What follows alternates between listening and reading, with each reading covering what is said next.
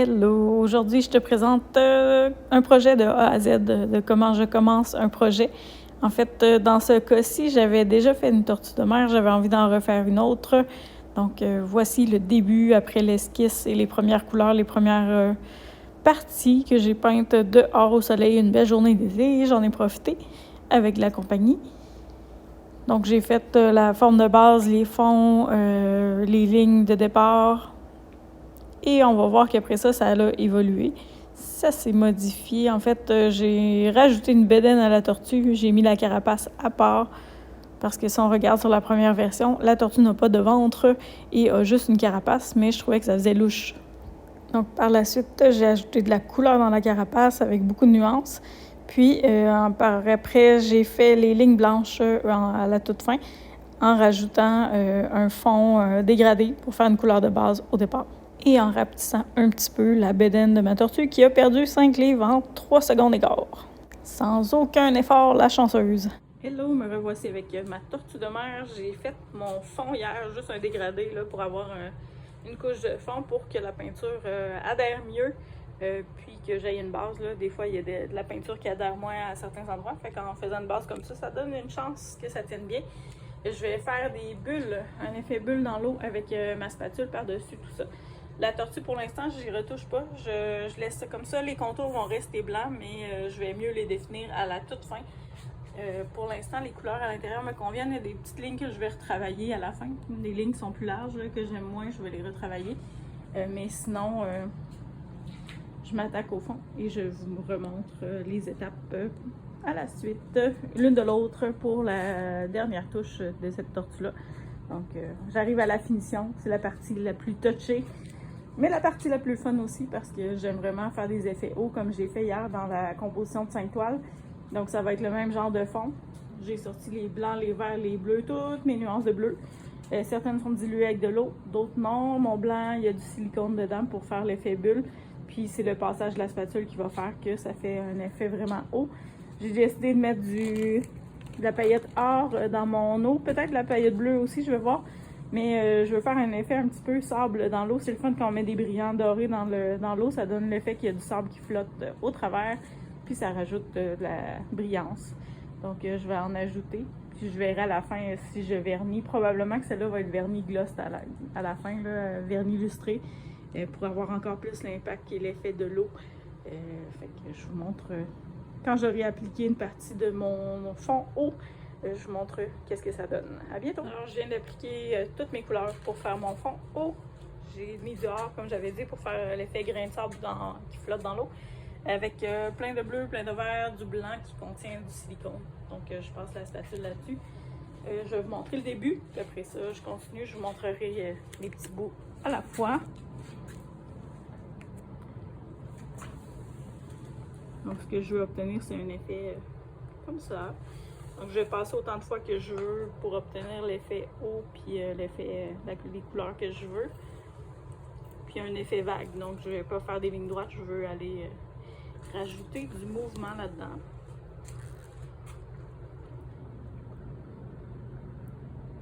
Donc, je vais faire ça à la grandeur de la toile pour... je vais venir proche de mon blanc de la tortue, mais je ne veux pas aller coller dessus. Je me garde l'espace pour refaire mes lignes à la fin. Puis je vais sortir l'excédent de peinture là, sur les côtés pour que les motifs débordent de chaque côté. Fait que vous voyez l'effet que ça donne. Avec le silicone, j'ai des peintures qui sont un peu plus diluées avec de l'eau, d'autres moins. Donc ça va faire un effet, des effets comme ça tout le long de la toile. Donc je continue. Je vais vous remontrer quand je serai rendue à la moitié puis à la fin. Mais grosso modo, c'est comme ça que je vais faire mon eau pour celle-là. Étant donné que j'ai déjà une partie que je veux pas toucher avec ma peinture, je la ferai pas au séchoir. Des fois, comme quand je commence mon eau en premier, je vais faire mon eau avec séchoir à cheveux pour faire l'effet des mouvements, mais pas dans ce cas-ci parce que j'ai commencé par la partie centrale pour pas m'accrocher sur les côtés. Donc voilà, ça dépend vraiment des toiles, de ce que je veux comme effet. Puis ce qui est plus pratique dans ce cas-là, ben, c'est de faire ma tortue en premier, faire les rebords en deuxième, puis je vais terminer avec les retouches sur la tortue à la fin. Là, je vois que ma toile est pas... il y a de l'eau, il y a de la peinture qui a coulé à l'intérieur, c'est pas grave. Je ferai des retouches tantôt. On va en sortir un petit peu pour éviter que ça le refasse, là. Puis je vais essuyer tout de suite. Des choses qui arrivent. Quand on travaille avec trop liquide, ça l'a fait là aussi, mais c'est pas grave vu que je termine avec la tortue avec des retouches. Je vais pouvoir tout retravailler ça. Fait que je contiens ma peinture, puis je vous reviens après. Hello, j'ai retravaillé sur ma tortue de mer. Aujourd'hui, je travaille sur le fond d'eau. Je vous montre ce que ça donne. Je l'aime vraiment beaucoup. Il y a du brillant, il y a du bleu, du vert, des nuances de turquoise. Il y a beaucoup de beaux détails. Je voulais qu'il y ait un effet bulle avec le silicone. C'est réussi, il y a plein de place. Fait que j'ai un dégradé de couleurs. Il y a du vert un petit peu partout, là, mais le bleu et le turquoise s'en va jusqu'au plus pâle en haut. Avec d'autres effets bulles. Je vais essayer de ne pas accrocher ma toile, ça serait le fun. Donc pour l'eau, c'est terminé. J'ai fini cette partie-là. Ça va sécher, ça va être moins illustré au final. J'ai un petit peu de couleur métallique puis un petit peu de doré, donc ça va ressortir au séchage. Ensuite, il va me rester à retracer, faire des petites corrections où mon bleu a débordé. Donc je vais corriger ça. Je vais essayer d'uniformiser un petit peu mes lignes blanches parce qu'il y a certains endroits qui sont plus larges, d'autres endroits plus minces, puis ça me chicote. Donc je vais les corriger. Mais il va me rester ça à faire, retracer. Puis j'ai envie d'ajouter du doré sur ma tortue. Donc il y aura du or et du brillant dans la tortue elle-même. Et la toile finale, une fois que tout sera fait, elle va être vernie lustrée, vernis gloss. Je vais voir si je rajoute du scintillant à la fin ou pas, dépendamment de comment ça se passe au séchage et comment le or ressort. Dans le bas de la toile, j'en ai mis plus. Je voulais faire un effet sable. Donc voilà où j'en suis rendue. Là, il faut que ça sèche pour plusieurs jours avant que je retouche à la tortue. Alors, je vais m'embarquer sur un autre projet pour m'amuser. Tant qu'à être dans les bleus et les verts, j'ai décidé de retravailler un grand format que j'avais fait. C'est un corail qui avait pris de l'ampleur et pris de l'ampleur et pris de l'ampleur parce que je l'ai beaucoup trop retravaillé. Je l'aime, mais j'ai envie de refaire autre chose avec. Donc, je vais couvrir la partie du corail qui est trop grande à mon goût. Je vais ramener de l'eau dans tout ça, puis je vais refaire un deuxième corail par-dessus. Donc, je vais essayer, puis je vais retravailler mon sable aussi. J'aime moins l'effet du sable.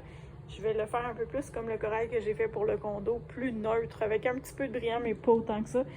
Donc, tant qu'à m'amuser dans l'eau, j'ai décidé que je refaisais celle-là. C'est un grand format, c'est une 36-48 comme la tortue.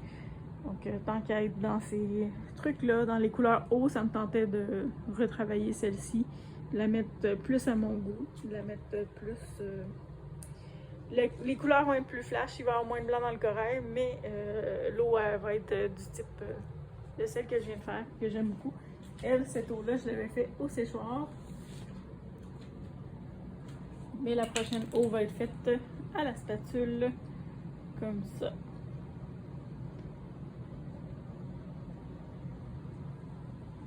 Donc, vous verrez le résultat tantôt. C'est l'heure de dire adieu à mon corail géant. J'ai remis de la peinture bleue par-dessus, vert, pour faire mon fond haut. Donc, je commence ça à la spatule, je vous montre le résultat après. Mon eau pour le corail refait est terminé. Donc, plus de vert, plus de menthe dans celui-là que dans ma tortue. Donc, beaucoup plus pâle, il me restait pas de bleu foncé. Puis, je voulais pas utiliser le noir parce que je voulais pas que mon corail vire brun à la fin. Donc, j'ai mis une couleur pour étendre mon corail. Je vais essayer ça devant vos yeux en filmant.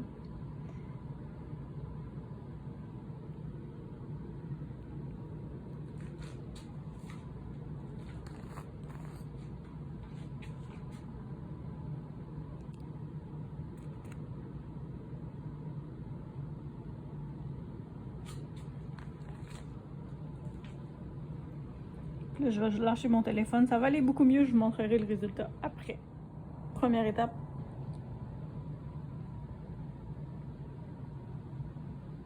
Et je continue. J'ai remis de la peinture ici. Et je continue d'étirer mes branches de corail. Le corail est terminé. Beaucoup plus petit que celui de départ. Donc l'autre, il se rendait jusqu'au bord. Là, j'ai de l'espace de chaque côté. Plus dégagé. Il est plus coloré. Il y a moins de blanc dedans. Mais il y a beaucoup plus de détails, des contrastes, et des effets le fun.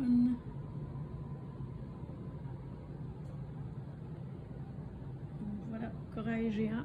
Il me reste à faire le sable J'ai mis peinture scintillante qui fait l'effet de colle un peu. Je vais ajouter mon sable là-dedans, puis je vous montre le résultat après. Et voilà, le corail est terminé. Il va me rester à le vernir une fois sec. J'espère que la peinture ne va pas craqueler. C'est des choses qui arrivent quand on refait sur une toile existante. Des fois, ça arrive. Ça peut craqueler. Si oui, de toute façon, je mets un vernis dessus, donc c'est pas la fin du monde. J'ai refait mon sable que je trouvais trop or, trop brillant.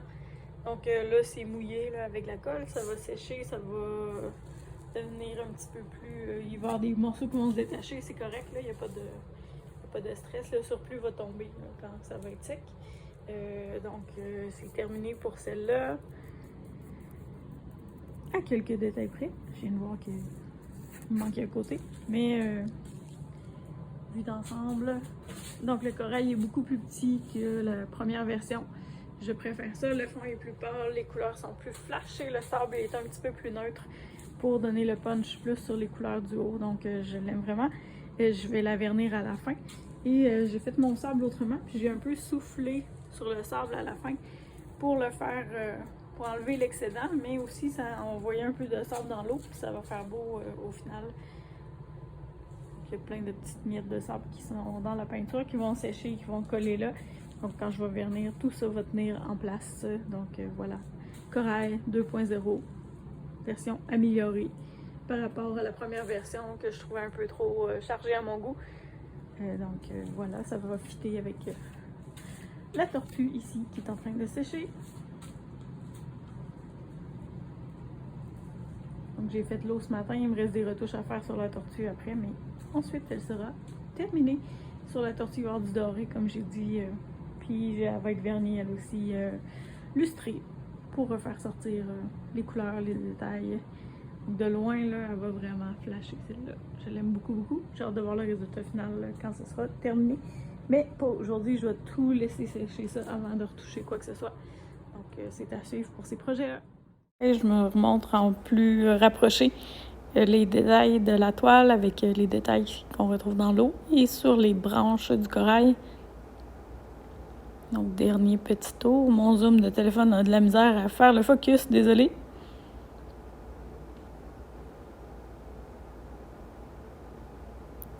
J'ai plusieurs spots de lumière au sol, donc c'est pour ça qu'il est tout en train d'essayer d'ajuster la luminosité. Je lui complique la vie là, avec plusieurs stations de travail. Et voici le résultat partiel de ma tortue.